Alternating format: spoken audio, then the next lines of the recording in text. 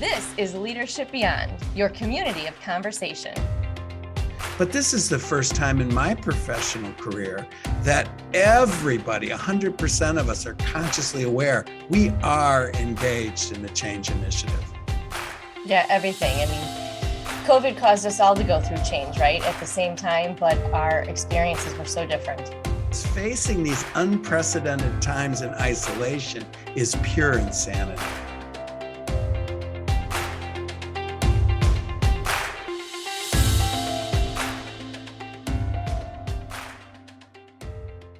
Olivier Aries is a management consultant, corporate entrepreneur, venture entrepreneur, and advisor, and a Harvard Business School grad. He's passionate about mixing human behavior, business transformation, design thinking, and empathy to help organizations build and implement new services and businesses, and to create positive, motivating cultures that embrace change and free everyone's creativity and innovation skills. One of the things that really struck me in this conversation is Olivier telling us to be sure we're ready to act on the data that comes up through the engagement. It's too easy to say, we need to have an engagement survey. And you lose credibility if people invest the time to answer questions as fully and honestly as they can, and then see that nothing happens with it. So that really brought that forward, is to say, why are you doing it? And are you willing to do something as best you can with whatever's uncovered?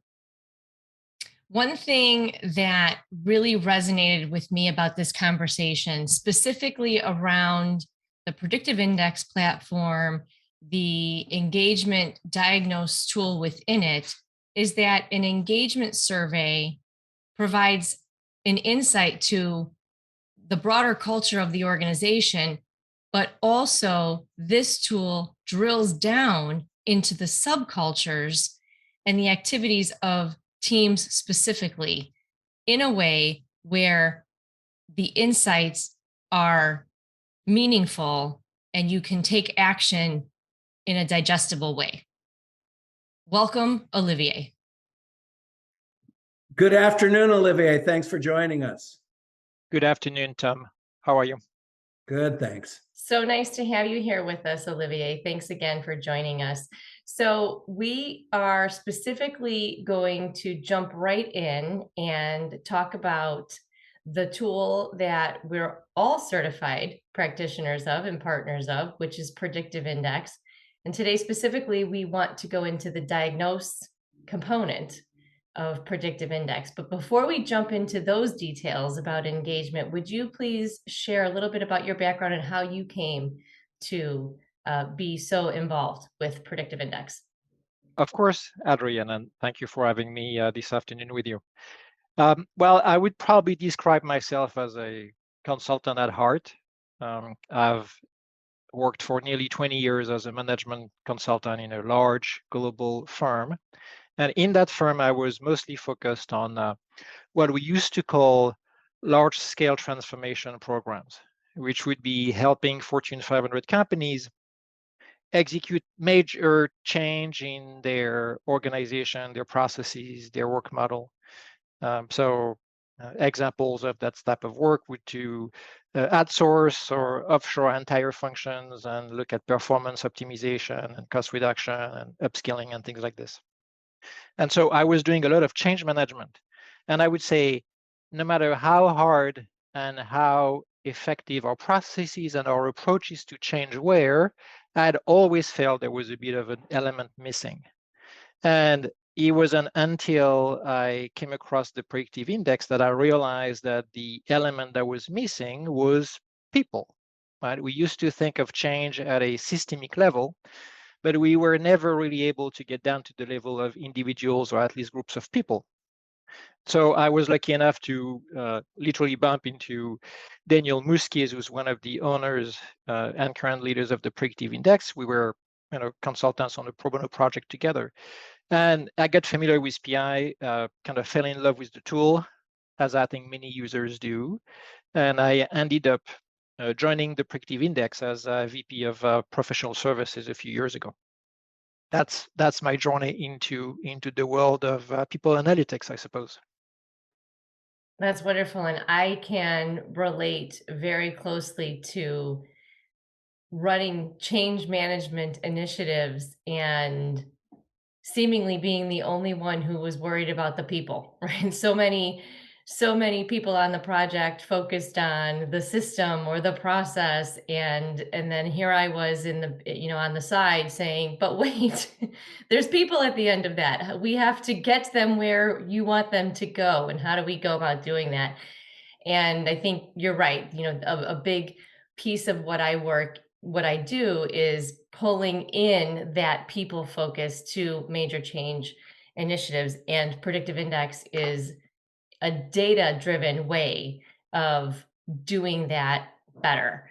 For the first time, that I've seen, we have real data that can help us to drive the change.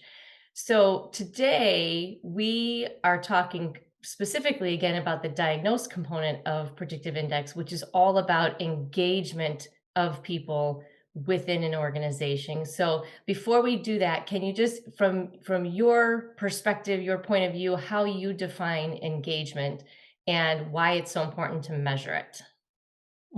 That's a good question.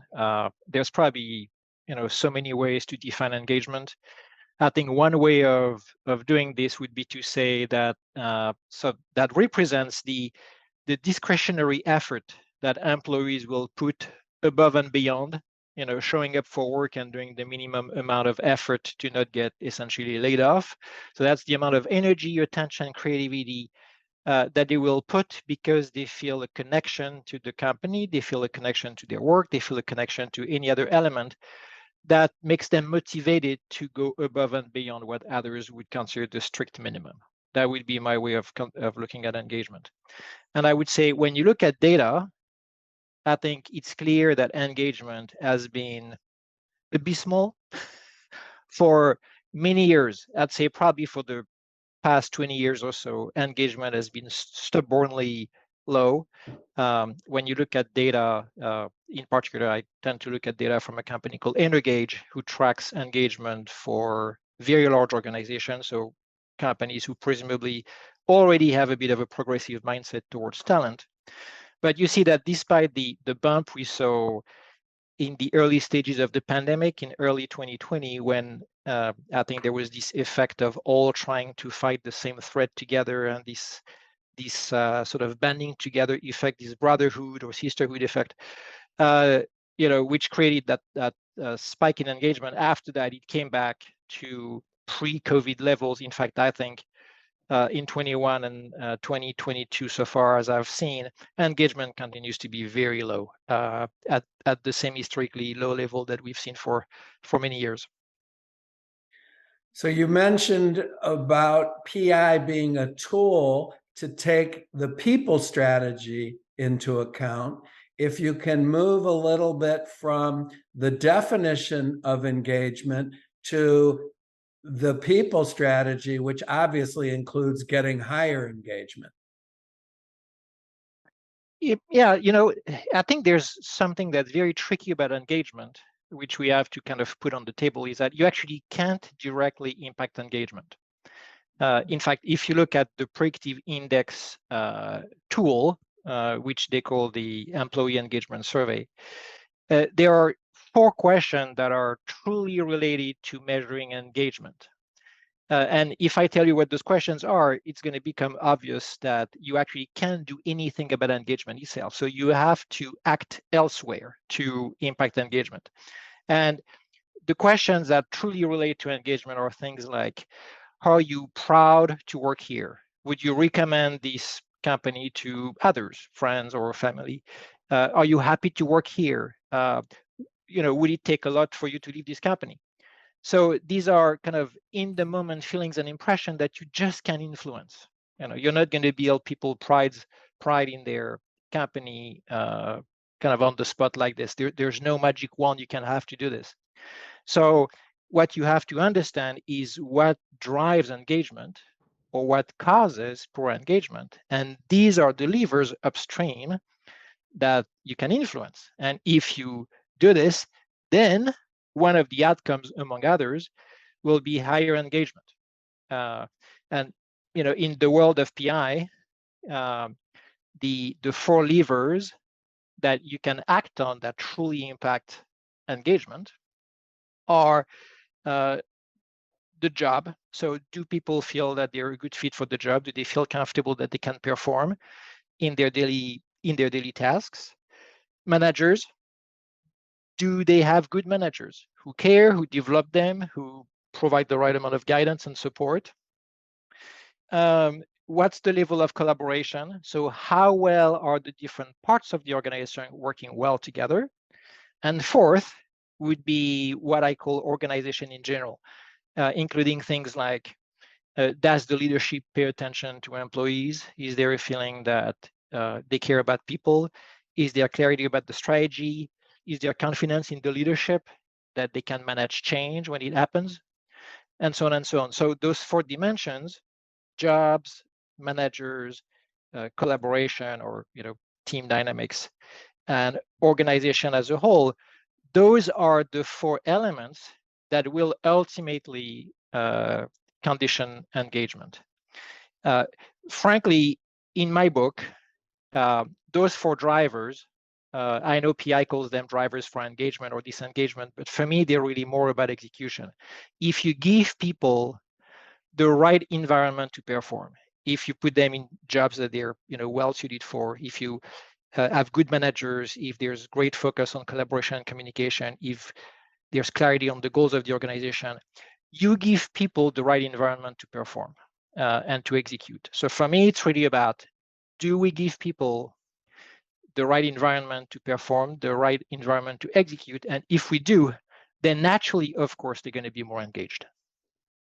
If they're a right fit and you pay attention to the culture, the engagement will go up. Right. And you might look at it the other way and say, even the best people for the job, placed in a terrible environment, toxic environment with poor attention to execution and processes and norms, even those best people will perform poorly.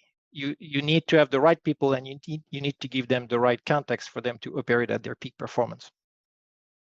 It's a combination of both at the organizational culture level and at the individual level. Absolutely. You need both. Yeah. So how does the tool Diagnose use predictive index to help people come up with a strategy to create the environment you're talking about? Mm-hmm. Well, before we go there, I think it's important to highlight the conditions for success of even running an engagement survey, because I truly think you have to handle this with care. Normally, I tell my clients, you'd rather do something poorly but do it rather than not doing anything. In fact, PI themselves, one of the PI's values as a company are errors of action are better than errors of inaction. And I would say it's nearly always true. But when it comes to engagement, I think that's the one case example where you'd rather not do it than doing it poorly. Because when you use any sort of instrument to ask employees about their experience, ask them what's going well, what needs to be done better, you create this expectation for change. Well, first of all, you create the expectation that these people will be heard, that their voice matters. And then, of course, that you're going to take action based on whatever they're telling you. So you can't start that process without the commitment to listen and to do something about what you hear. If you just go through the motion and asking employees about their experience just because that's what everybody else is doing in your network, then just don't do it, because you're going to make matters worse if you don't have a true commitment to pay attention, be humble about the results, and take action. So in this case, I truly think that there has to be a couple of conditions for success. One is that the leadership of the company is willing to listen to what employees are saying. And it sounds kind of obvious, but I know a handful of examples where leaders claim that they, care for employees' opinion, and they just don't. Or maybe they do, but there's something else more important that's going to supersede that desire. So leaders have to be willing to listen to employees. Second, the organization has to have some capacity for action. Right? So leaders want to listen to, to what employees are saying. But let's say, for example, they are in high growth or some sort of transformation and resources are very stretched. There's no time for nothing. And although they would really like to, make some changes or take action based on the employees' feedback, there's just no bandwidth. Their own mental bandwidth is stretched. There's no resources available to even put a plan together. If that capacity for action isn't there, again, might rather not do anything and just wait for when the circumstances are more favorable. And there's a couple of other conditions, but I would say those two are really critical.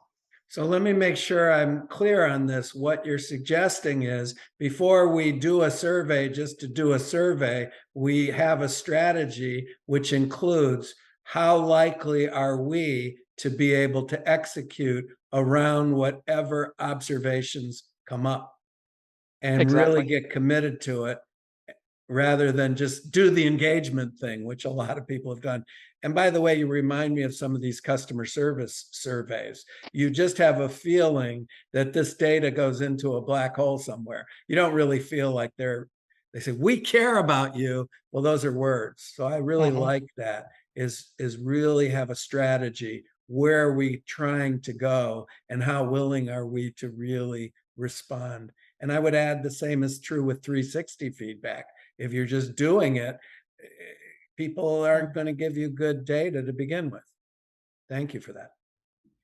Yeah, you really can't just talk the talk with this, right? I think it's just to echo what you're saying, Olivier. It's more impactful to do something and to do the survey, to get the feedback and take no action, than to just not ask the questions at all, right? Because that's sending a louder message of, sure, we're told we should care about this. So we'll put this out there, but do we care? That's true. And, I'm not saying that many leaders don't go into this with the best interest. Most of them do. But the reality is, especially these days, it's just hard to find the mental space to, face a new set of data and consider changes that in some cases might be significant, or reconsider people, some members of your management team or managers and things like this. So it's a real effort. And I would say you can also be authentic and true to yourself as a leader if you decide that it's just not the right time. I think it's okay to tell your employees, listen, I really care. I really want to improve things around here because I know that many parts of the way we work are broken, but I just don't trust that even if we do it, we're going to have the capacity to make any meaningful change that matters to you. So I'd rather keep our heads down for, I don't know, another 6 months maybe. And, I commit to, launch an initiative like this later. But right now, I think it would be counterproductive to all of us. And if it comes from, a place of honesty, I think employees will acknowledge, because they don't want to waste their time either filling out questionnaires that go nowhere. Yeah, I think that's fair. It's that communication loop, right? You're asking the questions, you got the feedback. Yes, you want to respond to it in some way, even if responding is, I heard you and we'll continue working on this to have an action plan to respond and make some changes reflective of the feedback we're receiving. But right now we have this work to do. So bear with us, right? That's very important. I think that's a critical thing to say. Too many times we solicit information, and the engagement scores, yes, at a big level, but even just more casually, you solicit for feedback and then do nothing about it. And it could be as simple as saying, here's a summary of the feedback we received, and here's our thoughts around it, and what that commitment is go forward. I see that a lot of times in change initiatives. We get to our success measures and we measure, but do we respond to those measurements?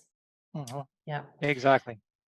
So, does predictive index give us any insight to what kind of action should be taken based on the feedback that it provides, that it It- collects? yeah, and I think it's actually the one of the main, one of the sort of strong uh, sort of elements of strengths of that particular tool. And there's, many tools out there in the marketplace around engagement. The simplest would be for a client to go into SurveyMonkey and, put together their own survey, which I know some people do, and maybe that's a good first step. In fact, often that's a good springboard to realize that, it's not a good approach, and there's only so much that you can capture by having these sort of jury-rigged solutions. But so going back to PI, yes, I think there's a couple of unique aspects to this tool, which I think are partially effective. One is exactly this: it's the bias for action. Just like everything else that PI does, I think the Diagnose tool is pretty simple. It's simple to implement, but even more importantly, I think it's simple to analyze and make sense of. And that's important for the second sort of strength of the tool, which is, while a number of the recommendations or actions will be under the responsibility of the leadership, and things like clarity of the communication and ability to communicate the strategy and things like this, they only the leadership of the organization can do something about them. But the vast majority of the recommendations tend to focus on teams and on managers. So the tool breaks down engagement and execution results by team. So if you have an organization with, let's say, 10 managers or 10 directors who overlook 10 different departments, then the tool will produce 11 reports, one report for the entire organization, and then one report for each of the different division heads.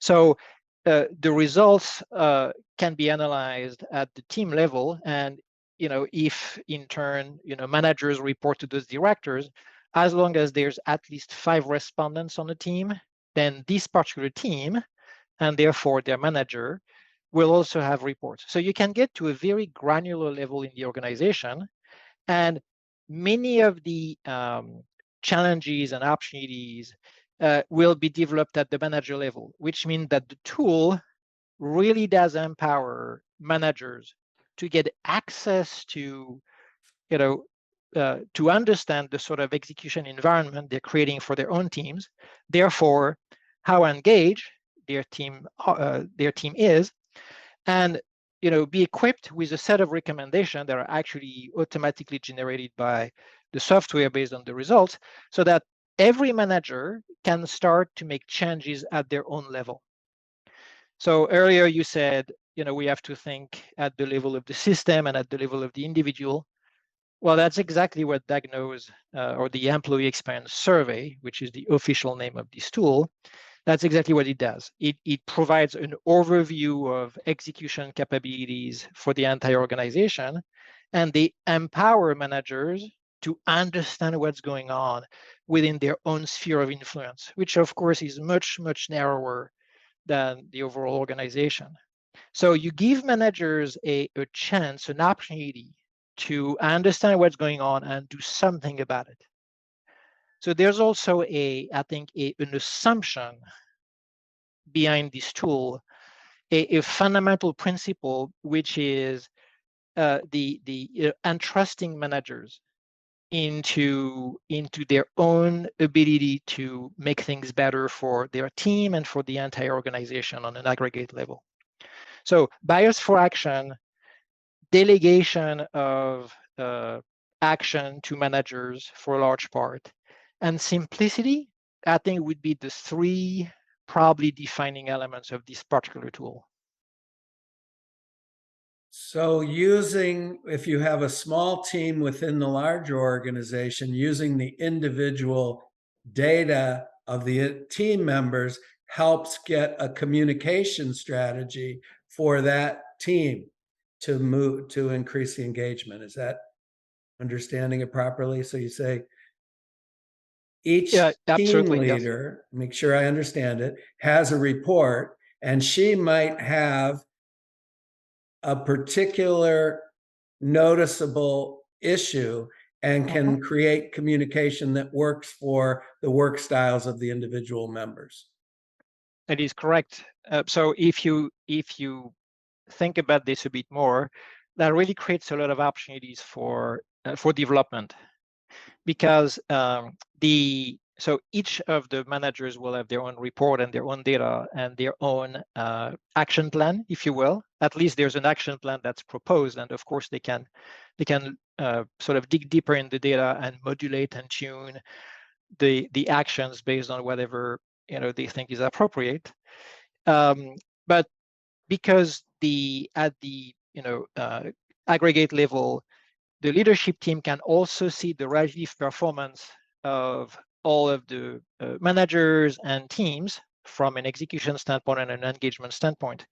Then you can start to benchmark teams internally, not in a way of John really underperforms compared to Janice, but rather through the lens of, hey, maybe there's something that this particular manager can learn from, I don't know, Janice, because Janice obviously is doing something great, let's say with the job fit of the people on her team.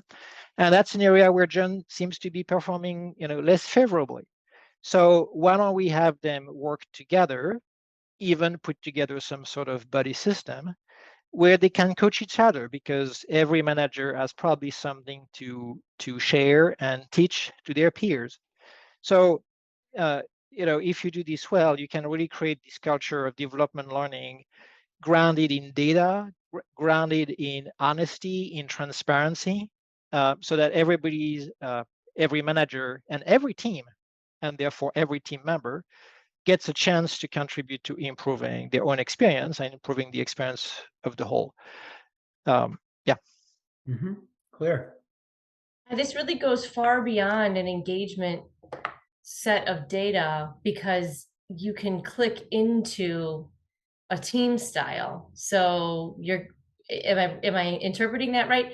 If I'm a leader and I have a team of 5 people and they've all gotten profiles, predictive index profiles, and as a team, I'm looking at them collectively as that team, because it's anonymous information, right? So you can't double click into somebody's specific results.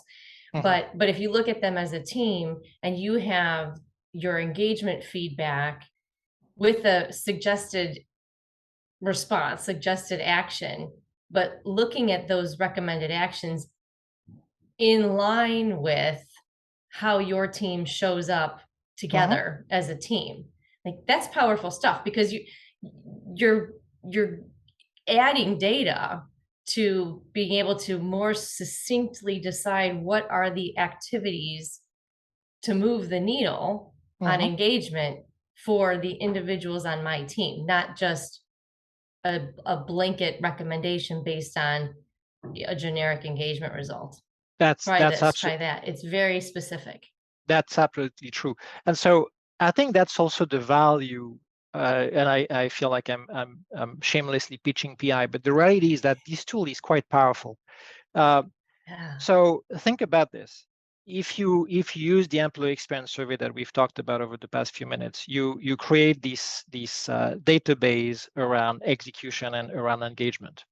And now, as we said, every manager is accountable for analyzing the data, communicating the data to their own team, because that's the least that team members deserve. They've answered the question, so now they want to hear what's going to be done about it. And then those managers have to put together an action plan. And you might say, this provides the what? what it is that we're doing right, what it is that is broken, and what it is that we can improve. Then there's the how do we do this? And that's where you can combine this employee experience survey with the rest of the typical behavioral data that PI provides, including, Adrian, as you're saying, information about the team type, the team character, if you will. Like teams are just like individuals, at least from a behavioral standpoint. Through the lens of PI data, you can essentially analyze a team as you would analyze a person with their strengths and their blind spots. So if the managers have the result of the employee experience survey, which defines what do we need to do, and they can combine this with data about themselves and their own team, then that helps them define the how we get there. I'll give you an example, which actually is pulled from a client I'm sort of working with right now. Small manufacturing company, a very specific sector. And the company was bought by the current owner, and he is in the process of making some changes that part of his organization is resisting. And one of the assumptions that we have is that the situation is what it is because the people in that organization tend to have a very specific type of profile that tends to be very focused on process and precision. So people who value stability, who value structure, who value predictability, who value understanding what's next. People who likes to do one thing at a time. They're not really good at multitasking. They need to understand what the journey is going to be through all of its different steps. So once you know that a team is like this, then that gives you, if you're the manager or the business owner, that gives you a bit of a flight plan as to how do I make the case for change? How do I communicate?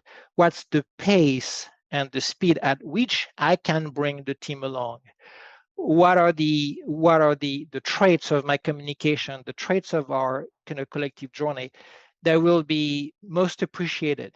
Clearly, I have to lay out the plan because if every Monday morning at the staff meeting I bring something new, people just freak out because they need to understand how things will unfold.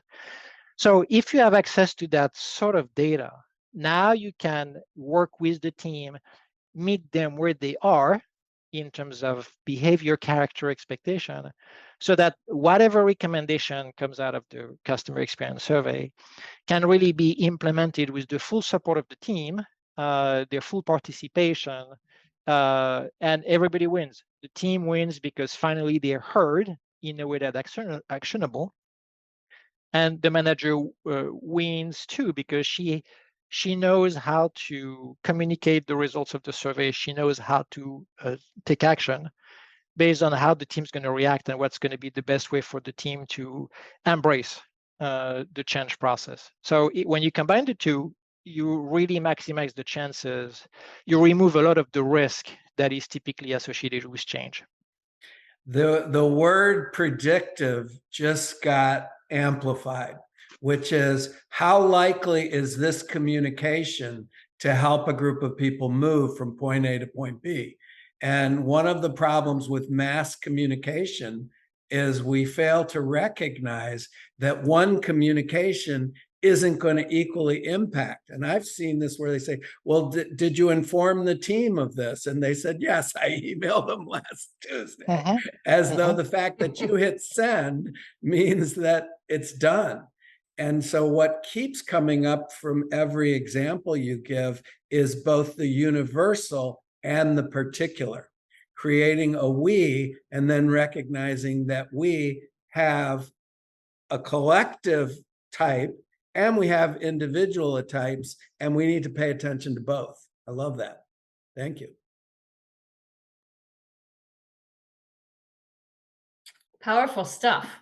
That is, it's a little mind blowing when I think about it that way. When I think of engagement surveys and change initiatives that I've been a part of without the benefit of this kind of data, and it seems so obvious that how why it fell down. If you don't have that kind of insight, you're guessing, right? So Mhm. why guess? And so in the first case that Olivier had about sometimes they're not ready, Yeah. even if they're well-intentioned, sometimes you get the data and you go, "Now what?"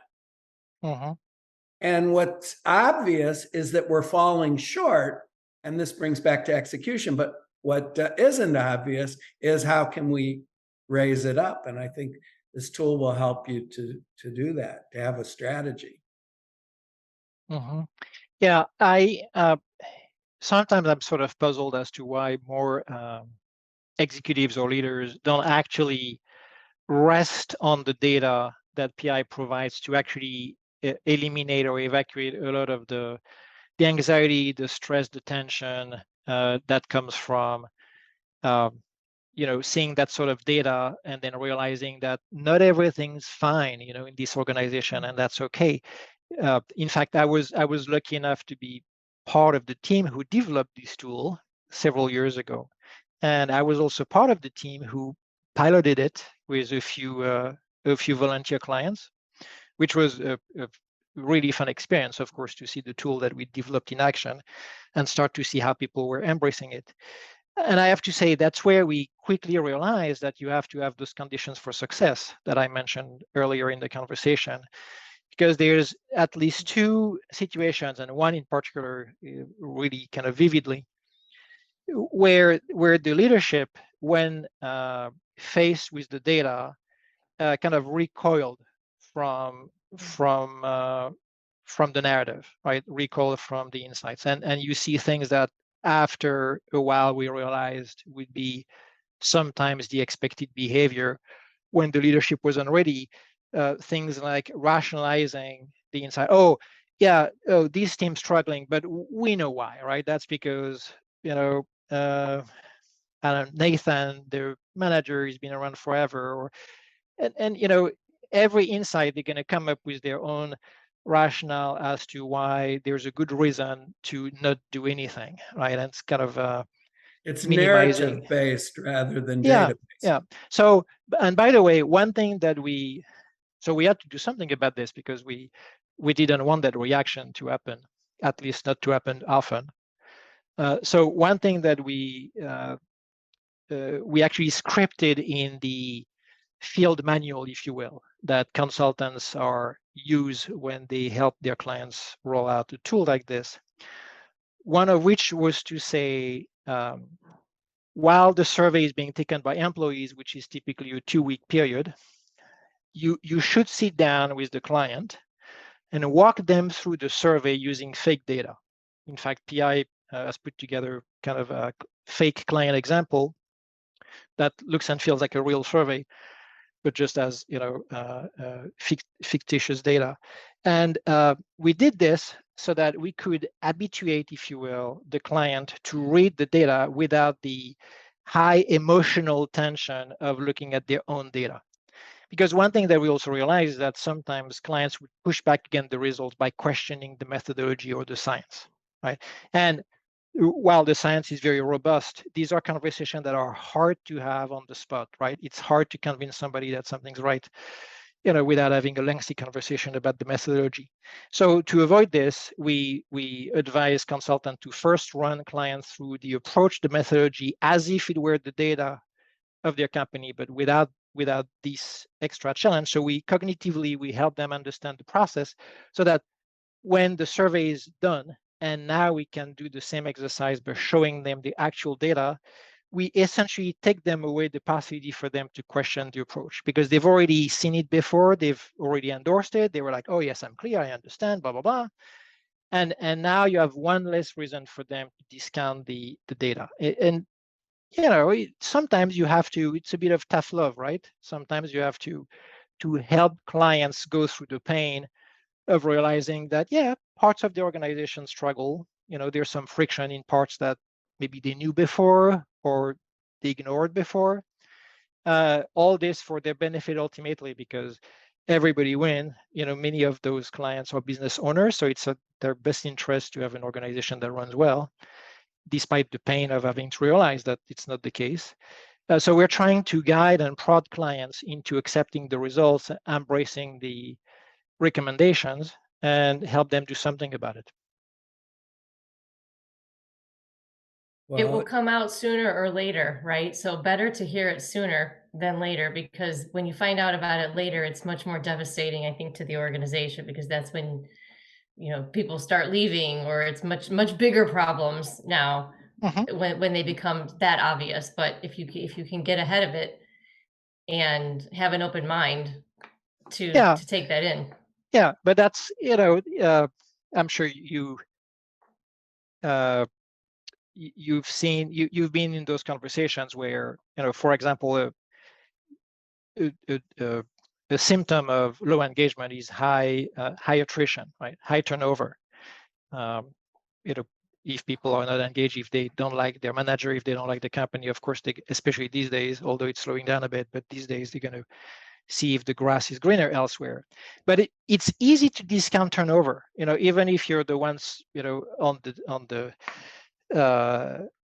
the wrong side of it and you're losing employees left and right. It's easy to rationalize by saying, oh, my competitors are poaching, or I don't have enough, margin to pay more, or those people should be more grateful.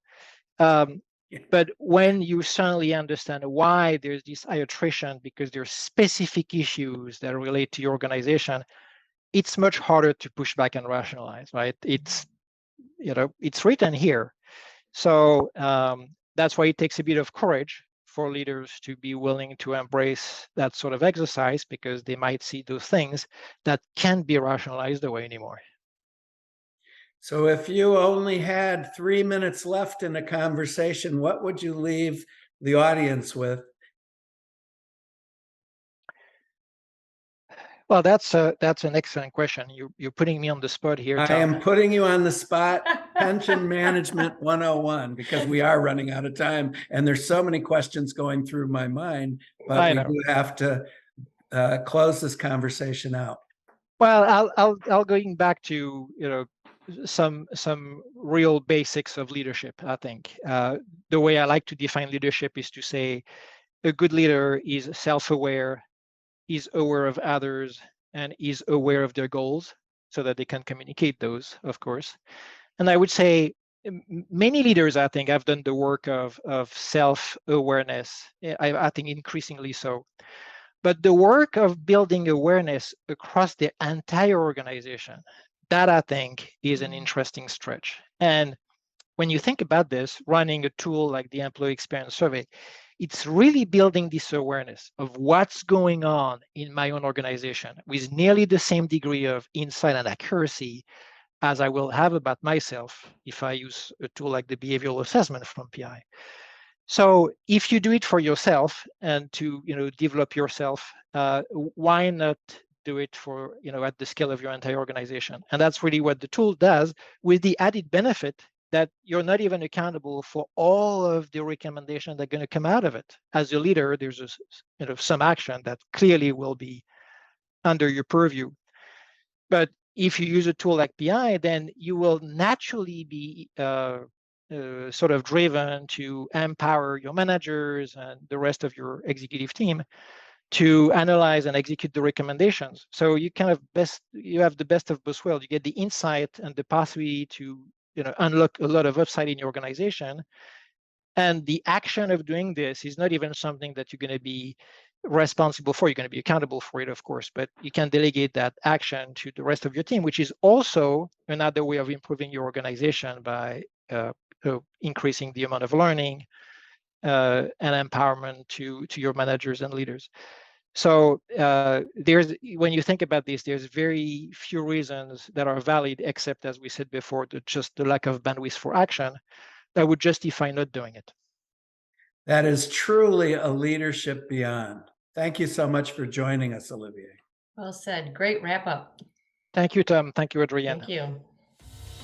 Thank you for listening to the Leadership Beyond podcast. We hope you benefited from this conversation as much as we have. We invite you to join our community of conversation. Subscribe to our podcast on iTunes, Spotify, or wherever you listen to podcasts. Don't forget to sign up at aleadershipbeyond.com for free materials and updates. That's aleadershipbeyond.com. Join us in 2 weeks for our next episode.